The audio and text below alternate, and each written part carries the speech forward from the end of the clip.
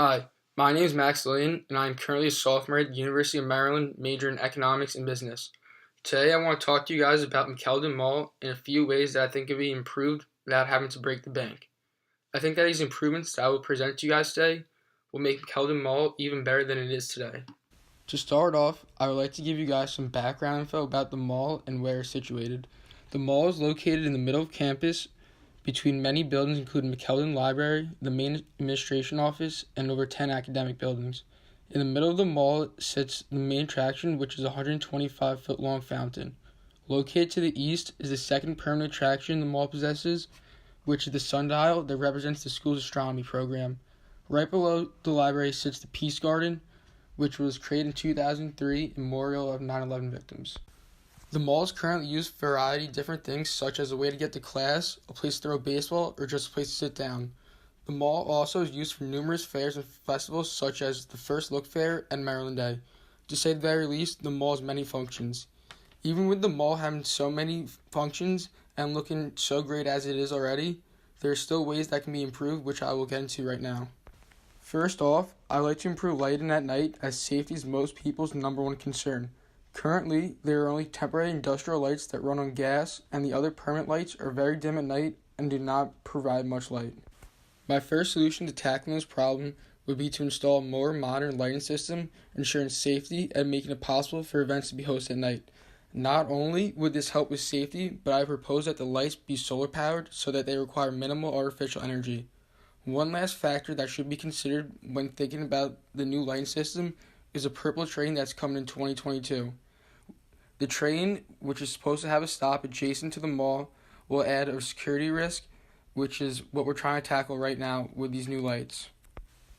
My second part of my proposal involves the renovation and installation of smart benches that have built-in outlets and the construction of a food/drink stand. To stay with the theme of green energy and being as resourceful as possible, we would hope to use solar power as our main energy source while also using materials that contain recycled goods. We could use old materials or goods that the school isn't using anymore to be as efficient as possible if we would like. Schools usually get rid of goods before they become obsolete, which we could use to our advantage. To grab a quick snack or drink on your way to class will help change the mall from something you just walk in on the way to class to something you will actually interact with. Adding some of the renovations that I brought up will make it possible for even more activity and interaction to happen. With everything in life, there comes unforeseen obstacles that we must be prepared for as best as possible. One potential foreseen problem could be the current construction already happening at the mall. They are currently on phase 2 of installing a new pipe system to keep flooding at a minimal. This could delay the start date of the project if we were to continue. Another hurdle is getting the proper funding and being in contact with the right people and committees. I will speak more on that soon. One more problem, and most important, is getting a team behind me that sees my vision of the mall like I do.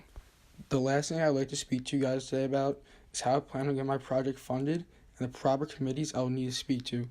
Roughly estimating, I believe my project and renovations will cost over $125,000, which would make me in direct contact with the Facilities Council, as I only deal with projects over $125,000. The first step in the process is to fill out a request for facility management services. The form clearly details a budget, graphic layout, and a proposed schedule of when I hope to start and finish my project. Also, a budget prepared by the Department of Planning and Construction is required. If approved, the next step will be the construction department adjoining the project manager. The final step is to establish a plant fund, which is where I will place all the expenses and write them down. This is the general process of getting the approval for a project like this. The main capital I come asking from you today is your support on this project, as it's not only for the school, but also the community. If anyone also has any networking connections with people in these committees or councils, that would be greatly appreciated. Thank you for listening.